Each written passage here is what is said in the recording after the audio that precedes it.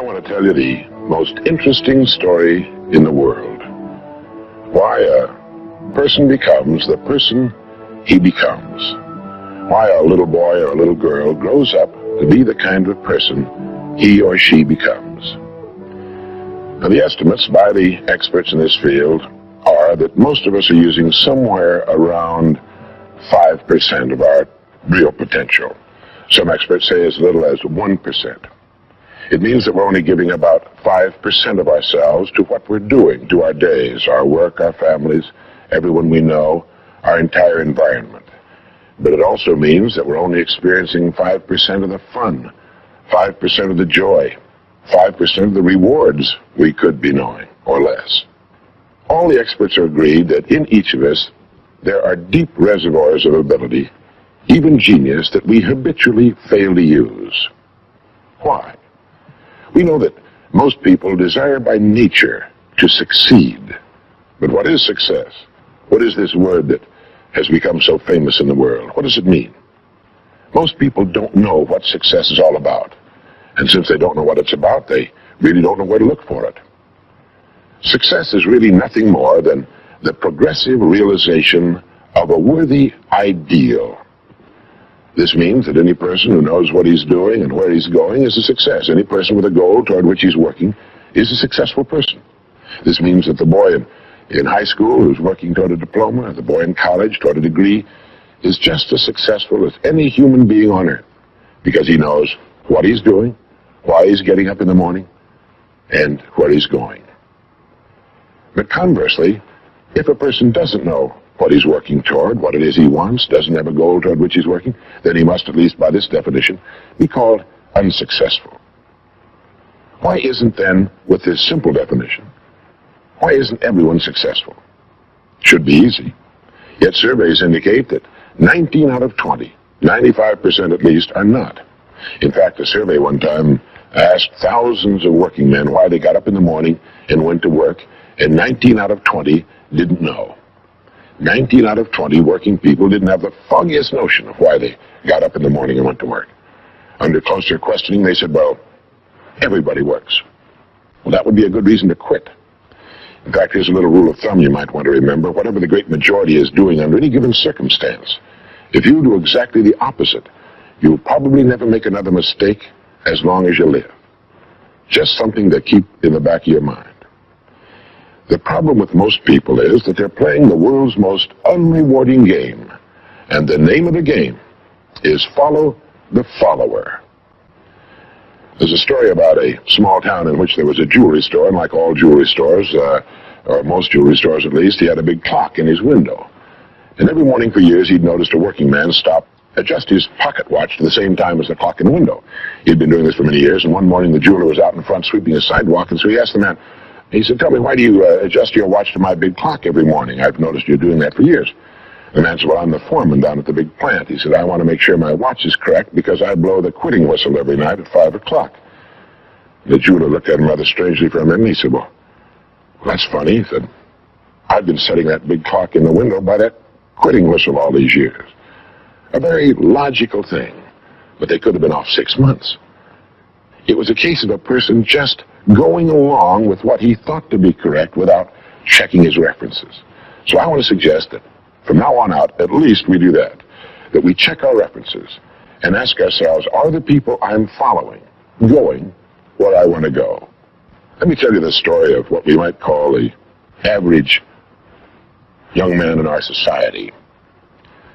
Now, from the time this boy is born, there's only one thing on earth he can do, and that's to begin to think, act, and talk like the people by whom he's surrounded. This is all in the world he can do.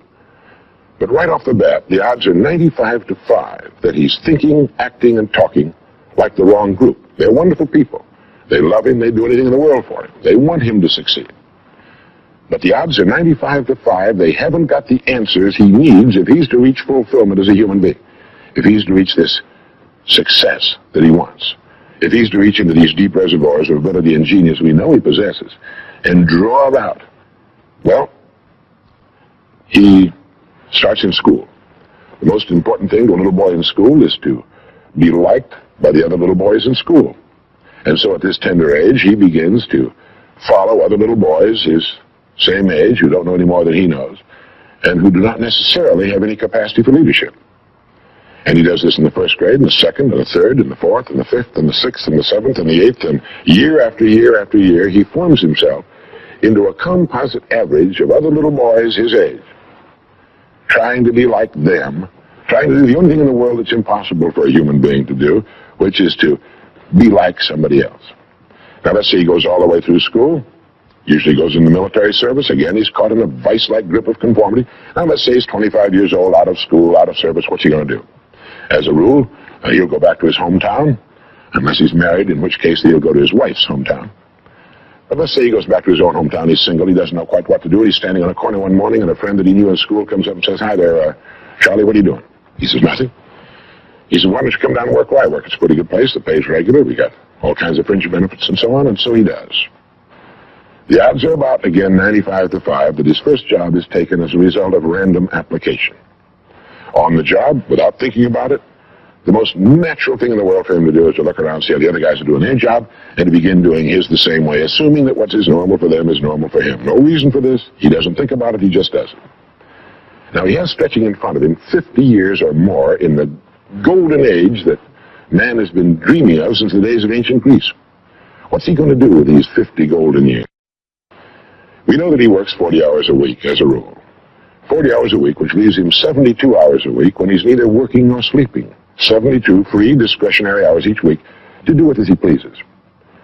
Now, at this point, of course, he's married, he has his little house and his little car, and this is about what he does with his free 72 hours every week. He'll do what the other fellows are doing with their free 72 hours every week, which is virtually nothing at all. On a typical day, he'll quit right on the dot, get in his little car, go to his little house, go in his little kitchen, kiss his little wife, and say, "I'm tired." They've even figured out why he says that. The experts believe that he used to hear his father say that back when men used to get tired working during the day, and he picked it up and he repeats this every night when he gets home. He bolts his little meal and then heads for the living room where he turns on his escape box. Click. Takes 15 or 20 seconds for the screen to light up, a period of time he finds interminable, but he gets through it somehow. Maybe kicks the dog or thumbs through a magazine or something. Then the screen lights up, and he does too a little bit, and there in front of him, he sees people in all kinds of funny old-time costumes, all killing each other at a great rate. One expert has agreed that the average family can see more death and bloodshed and carnage on his television set in a week than Crassus saw when he crucified 6,000 prisoners on the southern road to Rome. But you know how those experts are. He could certainly be off one or two. But he sits there for about 5.5 or 6 hours. 25% of all free time now is spent in front of the tube, according to the latest statistics. Now, there's nothing wrong with this particularly, except that he's watching other people who are earning excellent incomes in the pursuit of their careers, while he doesn't make a nickel. And gets the only two things you can get from watching TV on that kind of a schedule. He gets red eyes and a hollow head. Now, this is not meant to be an indictment of television. I've got a couple of television sets at home, too. I have a couple of cars at home, too, but I don't go home at night and drive around the block for 6 hours. But he sits there for 6.5 hours until finally his wife, who's a little more practical than he is, taps him on the shoulder and she said, "Charlie, I think it's about time you went to bed. You've got to get up in the morning and go to work." And he's okay, and he shuts it off. He knows how to do that. He just shuts it off and goes to bed. Next morning he gets up and he does this all over again. He does this every day for 40 years. At the end of 40 years, he's retired, which always kind of catches him by surprise. No one's ever figured that one out either. And then he dies at 85 or 90, the way medical science is moving us along, out of sheer boredom. Well, what's the problem? Is there a tragedy here? Not really, if that's the way Charlie wants to spend his life, our mythical, hypothetical young man. If he wants to spend his life that way, that's his business. He lives in a free society, he can do anything with it he wants. But there's a terrible tragedy here if he's living that way because of the total lack of a decision. If he's living that way simply because he's still doing what he was doing in the first and second grade, and that's going along with the fellas up and down the block on the unspoken assumption that they know how to live, then there's a real tragedy there. Because they've never known how to live, not in all the recorded history of mankind. He never finds out who he is. He never reaches into the deep depths of his abilities, his talents. He never learns that he can have just about anything he wants in the world, that he can call his own shots, tell his own fortune. And it's kind of a pity. Well, what's needed? Well, what's needed, I think, is a checklist. The first thing that he ought to have on his checklist, in my opinion, is the word a goal. A man without a goal is like a ship without a rudder. He doesn't know where he's going. He then belongs to that 95% that are just living day by day, month after month, like a starfish or an amoeba. He needs to know where he's going. Back in the early days of navigation, sailors used to see a strange sight in the Antarctic. They'd see a giant iceberg towering high out of the sea, and it would be moving against the wind. The wind would be blowing this way. The great iceberg would be moving right into the teeth of the wind. And this, of course, frightened the sailors whose ships were powered by the wind, until it was discovered that, of course, only a fraction of the great berg was visible, and that its huge, ponderous roots were caught in the great currents of the ocean. And it was being borne purposely along its way, regardless of the winds and the tides on the surface. Well, this is what a man needs. He needs his roots deep in a great mainstream of his own choosing, and then he'll move along his way, regardless of the winds on the surface of his life or short-term expediency, and he'll get to where he's going. The second word on our checklist might be the word attitude. It's been called the most important word in any language in the world, because it's our attitude toward our world, toward all the people in it, that will determine the world's attitude and all the people's attitude toward us. It's a simple thing. Most of us know it, but we tend to forget it. People will react to us according to our attitude. And our attitude is the greatest gift we can be given. You know, the little creatures of the world were given a wonderful gift by Mother Nature called protective coloring, in which they can blend into their background without being seen. But man was not given this great gift, because man was given an incalculably greater one. Only man has the godlike power to make his surroundings change to fit him, because his environment will change as he changes. A man's environment is a merciless mirror of him as a human being. And if he thinks his environment can stand a little improvement, all he has to do is improve, and his environment will improve to reflect the changing man. Third would be the word think. To think. The highest function of which a human being is capable. It was put pretty well by the great Pulitzer Prize-winning playwright Archibald MacLeish in his great play, The Secret of Freedom, in which he has one of his characters say, "The only thing about a man that is a man is his mind. Everything else you can find in a pig or a horse." It's true. And so if we're going to develop something, this is a good place to start. To think deliberately and with a purpose. To spend a little time each day before a blank sheet of paper with our goal perhaps written at the top, and come up with some fresh, new, and exciting ideas. The next point on our checklist you might call the law of laws. That's what Emerson called it, this great old law of cause and effect. That our rewards in life will always be in exact proportion to our contribution, to our service. We all know this, really. We tell our children in Sunday school that as ye sow, so shall ye reap, but we forget that that's true. If a man is unhappy with his rewards, all in the world he's got to do is find ways of increasing his contribution, his service. It's like the story of the preacher who was driving down a country road, and all of a sudden he came to the most magnificent farm he'd ever seen in his life. It was beautiful. And so he saw the farmer approaching the road on his tractor, and so he hailed him, and he said, "My good man," he said, "God has certainly blessed you with a magnificent farm." And the farmer thought for a moment, and he said, "Yes, you're right, he certainly has. But you should have seen this place when he had it all to himself." And the preacher had his sermon for the next Sunday. He realized that all the farmers up and down that road had been given the same land, but one man had made something great out of it. Well, all of us are given the same land. We're given a human life, and each of us can make something great out of it, too, if we want to. The next point might be simply the word truth. Since everything we do has an equal and opposite reaction, unless what we're doing is based on truth, we're building on sand, and it can't stand. The next point would be R&D, research and development. None of us would want to work for a company or invest our money in a company that didn't have a very viable research and development department. That is, pumping a good percentage of its profits back into research and development because its future depends on it. But so does a man's.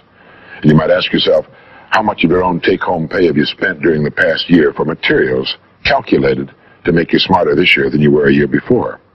Calculated to make you a little better, a little bigger as a human being, to perhaps love a little more and hate a little less and do a little better job than you did a year ago. How much money are you pumping back into yourself and your future? It's worth thinking about. And finally, the strangest secret. At the beginning, I said, What makes a child grow up into the human being he becomes? Well, this is the reason for that.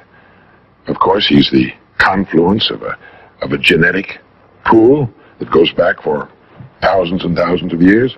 His environment has an influence on him, of course. But what makes him become the person he becomes is that he becomes what he thinks about most of the time. It's as simple as that. We become what we think about most of the time. And that's the strangest secret. This is why thinking is so vital. This is why a goal is so important. Because we will become that. This is why people who set goals achieve them. The trouble with men is not in achieving their goals. They do that. It's in establishing them. We must love them. We must help them. We must serve them, because our whole success will depend on our ability to do these things. But never lose our own individuality and our identity by permitting ourselves to become submerged in what has historically proved itself to be little more than a suffocating sea of indirection and purposelessness. If we want to emulate someone, fine, but let's be choosy in whose steps we follow. It's the only life we've got. And remember to think. Imagination is everything, and we can become what we can imagine. If you find yourself getting depressed and down at the mouth, as we all get once in a while, you might want to remember this quotation by Dean Briggs. He said, "Do your work. Not just your work and no more, but a little more for the lavishing's sake. That little more which is worth all the rest. And if you suffer as you must, and if you doubt as you must, do your work. Put your heart into it, and the sky will clear. And then out of your very doubt and suffering will be born the supreme joy of life." Believe it or not, in an age when we've come to nearly deify leisure time, we've almost lost sight of the fact that virtually all our satisfactions, rewards, will come not from our leisure, but from our work. And don't forget the strangest secret. We become what we think about.